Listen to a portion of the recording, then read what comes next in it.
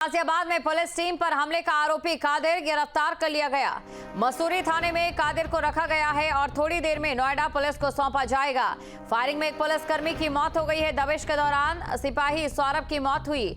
Police team पर firing और पथराव हुआ था। सिपाही को ऑटो से अस्पताल पहुंचाया गया था। घटनास्थल पर पुलिस का कोई भी वाहन नहीं था। बदमाश कादिर को पकड़ने उसके घर गई थी नोएडा पुलिस। कादिर पर गैंगस्टर और चोरी के 16 मुकदमे दर्ज। गाजियाबाद के नाहल गांव में ये घटना हुई है। बड़ी खबर आपको बता रहे हैं। फायरिंग में एक पुलिसकर्मी की मौत हो गई है। सिपाही सौरभ की मौत हो गई है दबिश के दौरान, जब वो कादिर को लेने पहुंचे थे। इसी दौरान जो वहां के गांव वाले थे उनकी ओर से हमला कर दिया जाता है। पुलिस टीम पर फायरिंग की जाती है। पथराव भी होता है जिसमें सिपाही सौरभ को गोली लग जाती है और उनकी मौत हो गई। तो बदमाश कादिर को पकड़ने उसके घर गई थी नोएडा पुलिस। कादिर पर गैंगस्टर और चोरी के 16 मुकदमे दर्ज है। तो कादिर पर गैंगस्टर के कई मुकदमे दर्ज है। गाजियाबाद के नाहल गांव में ये पूरी घटना हुई है। बड़ी खबर आपको बता रहे हैं। तो गाजियाबाद में पुलिस टीम पर हमले का आरोपी कादिर गिरफ्तार कर लिया गया। मसूरी थाने में कादिर को रखा गया है। ये बड़ी खबर आपको बता रहे हैं। तो मसूरी थाने में कादिर को रखा गया है और थोड़ी देर में नोएडा पुलिस को सौंपा जाएगा कादिर। अब इस मामले में आगे कार्रवाई जारी रहेगी, क्योंकि देखिए एक बड़ा मामला यहां पर सामने आया है। फायरिंग में एक पुलिसकर्मी की मौत हो गई। वो पुलिसकर्मी जो कि उन्हें लेने गए हुए थे। और इसी खबर पर अधिक जानकारी के साथ संवाददाता अमित चौधरी हमारे साथ लाइव जुड़ चुके हैं। तो सीधा अमित के पास चलते हैं। अमित, हैरान कर देने वाला ये पूरा मामला सामने आया है और इस पूरे मामले में एक ऐसी कार्रवाई की दरकार है कि भविष्य के लिए सबक जरूर मिले जो संरक्षण देते हैं अपराधियों को।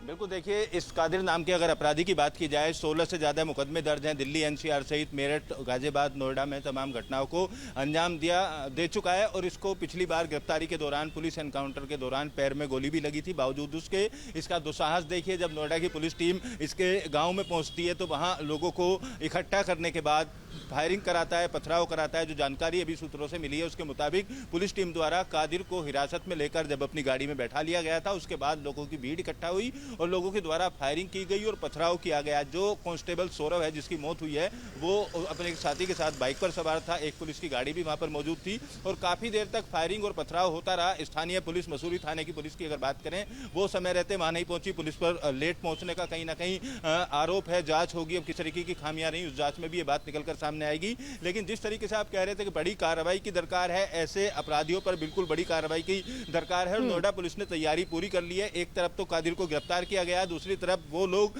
जिन लोगों के द्वारा फायरिंग की गई, पथराव किया गया, उनको चिन्हित करने का काम नोएडा पुलिस कर रही है। और कादिर के साथ पूर्व में जितनी बार भी ये जेल गया है, जब भी गिरफ्तार किया गया है, कितने लोग इसके साथ जेल गए हैं, उनको भी चिन्हित करने का काम पुलिस द्वारा शुरू कर दिया गया है। कितने इसके साथी जेल के अंदर हैं, कितने जेल के बाहर हैं। और जिस तरीके का आलीशान मकान इसने अपने गाँव के अंदर बनाया हुआ है, तो आपराधिक रास्ते से कमाया हुआ पैसा उस मकान में लगाया गया। इसकी भी जांच नोएडा पुलिस ने शुरू कर दी है। तो आने वाले समय में हो सकता है बुलडोजर की कार्रवाई भी कादिर के ऊपर देखी जाए, क्योंकि कांस्टेबल की मौत हुई है और वहाँ पूरा दुस्साहस इन लोगों के द्वारा दिखाया गया। उस पूरे इलाके की अगर बात की जाए तो मुस्लिम बाहुल्य इलाका, और कई बार इस तरीके की जो घटनाएं हैं सामने आ चुकी है। पथराव होना, जाम लगाना, इस तरीके की चीजें आम वहां पर हैं। फिलहाल अब कादिर को कोर्ट में पेश करने के बाद नोएडा पुलिस रिमांड पर नोएडा लेकर आएगी। 2 से 3 बजे के आसपास तक उसको नोएडा लेकर आने की उम्मीद जो है वो जताई जा रही है। गाजियाबाद में नोएडा पुलिस की जो है टीमें मौजूद हैं, थाने पर भी मौजूद हैं। और उस गाँव के अंदर जहाँ ये हमला किया गया था, वहाँ भी नोएडा के तमाम तेज तर्रार जो अधिकारी हैं उनको लगाया गया। रिमांड पर यहाँ लाने के बाद उससे पूछताछ की जाएगी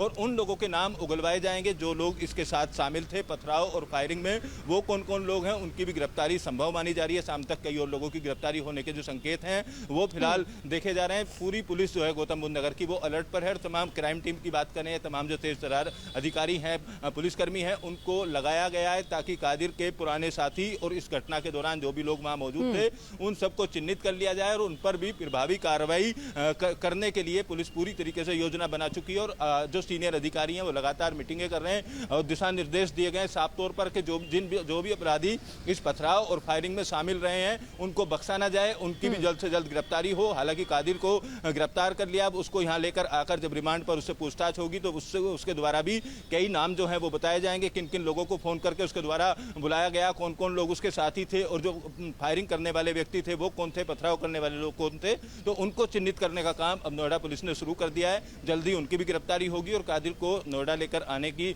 अब तैयारी जो है वो काफी तेज हो गई है। वहीं इस घटना में मृतक सिपाही का पोस्टमार्टम करा लिया गया और उसको अब उसके पैतृक गांव जो है वहां भेजने की तैयारी भी नोएडा पुलिस के अधिकारी कर रहे हैं। उनके परिजन भी वहां पर पहुंच गए। पूरे गांव में, शामली के गांव के रहने वाले हैं, पूरे गांव में गमगीन माहौल है और नोएडा पुलिस में भी इस पूरी घटना को लेकर कहीं ना कहीं आक्रोश भी है और पुलिस में पूरी तरीके से गम में जो पुलिसकर्मी हैं वो डूबे हुए हैं। सौरव काफी तेज तर्रार पुलिसकर्मी था और क्राइम टीम में था। अपराधियों को पकड़ने के लिए अक्सर इसी तरीके से दबिशों में जाया करता था। अब गोली लगने से, सर में गोली लगने से फिलहाल उसकी मौत हो गई है। अब देखना होगा कि कादिर जब रिमांड पर नोएडा पुलिस लेकर आएगी तो किस तरीके के राज उसके द्वारा उगले जाते हैं और जो जीरो टॉलरेंस की नीति यूपी सरकार की ओर से दावा किया जाता है उसकी क्या तस्वीर यहाँ पर देखने को मिलती है।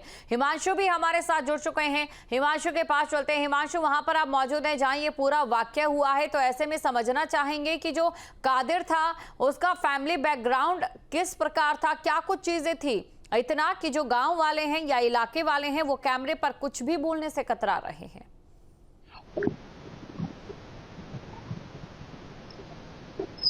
देखिए, अगर उसके फैमिली बैकग्राउंड की बात करें तो उसके पिताजी सिर्फ खेती बाड़ी का काम करते हैं और पशुपालन करते हैं। उसके बाद जो अकूत संपत्ति उसने कमाई है वो 2 नंबर के कामों में घुसकर या धंधे में करने के बाद उसने ये अकूत संपत्ति कमाई, जिसके बाद आलीशान मकान खड़ा किया। लेकिन एक वीडियो के बारे में मैं जिक्र करना चाहूंगा जो हमने चैनल पर भेजा भी है और उसको लगातार दिखाया भी जा रहा है, जो ऊपर छत के रहकर बनाया गया है, क्योंकि ये वो स्पॉट है जहां पर जो सौरभ सिपाही था उसको गोली लगी थी। यहीं पर तमाम पुलिसकर्मी थे और अभी भी यहां पर पुलिसकर्मी जो हैं लोगों से बयान और बातचीत कर रहे हैं। मोबाइल में जो उनकी वीडियो फुटेज है वो उनसे मांगी जा रही है, ली जा रही है।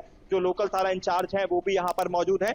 आपको बता दें, दरअसल जब सौरभ को गोली लग गई थी तो उस वीडियो में साफ तौर पर दिखाया जा रहा है किस तरह से सौरभ को ऑटो के अंदर पुलिसकर्मी ले जाते हैं हॉस्पिटल के अंदर, जो अपने आप में सवालिया निशान खड़ा करता है कि एक पुलिसकर्मी जिसको गोली लगती है, जिसको प्राथमिक उपचार के लिए जल्द से जल्द अस्पताल ले जाना चाहिए, उसके लिए ऑटो बुलाया जाता है। ऑटो में ले जाकर उसको यहां से ले जाते हुए की वीडियो सामने आ रही है। तो एक सवाल खड़ा होता है कि क्यों, आखिरकार क्यों गाड़ियां जब पुलिस के पास यहाँ अवेलेबल थी तो गाड़ियों में क्यों नहीं ले जाया गया। तो ये सवाल है, इस पर कार्रवाई होनी चाहिए उन पुलिसकर्मियों पर भी जिन्होंने ऐसा किया और अपने साथी पुलिसकर्मी को अस्पताल ले जाने के लिए ऑटो का इस्तेमाल किया गया। छत की वो वीडियो है, उसके अंदर साफ तौर पर दिखाई दे रहा है। लेकिन अब जिस स्पॉट पर हम हैं ये यहीं पर ये देखेंगे ब्लड के तमाम धब्बे और निशान यहाँ मौजूद है और फिलहाल पुलिस जो लिखा पड़ी है वो यहाँ कर रही है। यहाँ बाकायदा आप देखेंगे एरो का निशान भी यहाँ बनाया हुआ है जहां पर डेड बॉडी रखी गई थी। ये पूरा एरिया यहाँ पर प्रिंट है और डायरी के अंदर जो पुलिस कर्मचारी यहाँ पर मौजूद है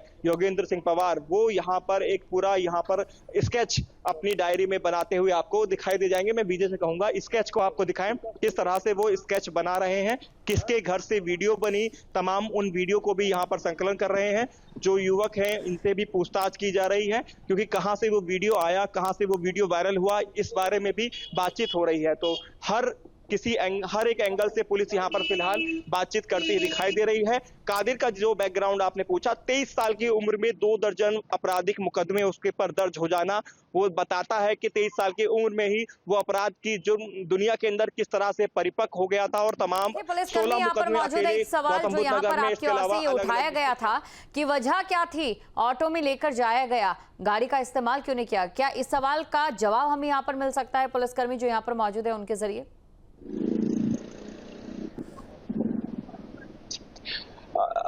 देखिए, कोई भी पुलिसकर्मी यहाँ पर ऐसा नहीं है जो कैमरे पर इस सवाल का जवाब देने में सक्षम हो। वजह यह है कि सक्षम अधिकारी नहीं है। जो भी अधिकारी होता है एसीपी लेवल या डीसीपी लेवल का अधिकारी ही इस सवाल का जवाब देगा। खास तौर पर उन अधिकारियों को जवाब देना चाहिए और उनको उनसे पूछना चाहिए जो मौके पर दबिश देने के लिए टीम नोएडा पुलिस यहाँ पर आई थी फेस 3 थाने की, उनके जो साथी थे उनसे पूछना चाहिए। साथ ही मसूरी थाने की पुलिस का कितना आपस में कोऑर्डिनेशन था, कि अगर कोऑर्डिनेशन था तो एम्बुलेंस क्यों नहीं मंगाई गई। अगर एम्बुलेंस आने में समय लग रहा था, उनको लगता था कि एम्बुलेंस आने से पहले ही उन्हें हॉस्पिटल ले जाना है, तो उन्हें टेम्पो में एटलीस्ट नहीं ले जाना चाहिए था। एक बेकदरी जिस तरह से हम कह सकते हैं एक पुलिस कांस्टेबल की हमने देखी उस वीडियो के अंदर। अगर उस वीडियो को आप प्ले करेंगे तो आपको भी दिखाई देगा किस तरह से डेड बॉडी को उठाया जा रहा है और उसके बाद जो घायल उस समय हम कहेंगे उसको उठाकर टेम्पो में रखा जा रहा है, ऑटो में रखा जा रहा है और उसके बाद हॉस्पिटल ले जाया जा रहा है, जो अपने आप में बड़ा सवाल खड़ा करता है। और ये सवाल बड़े ही संवेदना वाला है। वजह ये कि एक पुलिसकर्मी जिसको गोली लग जाती है उसके साथ बिल्कुल अपना कर्तव्य का पालन करते हुए यहाँ पर गोली लगे और उसके साथ इस तरीके का सलूक, अब आधिकारिक बयान का इंतजार रहेगा या पुष्टि का इंतजार रहेगा। शुक्रिया आप दोनों का तमाम जानकारी को दर्शकों तक पहुंचाने के लिए।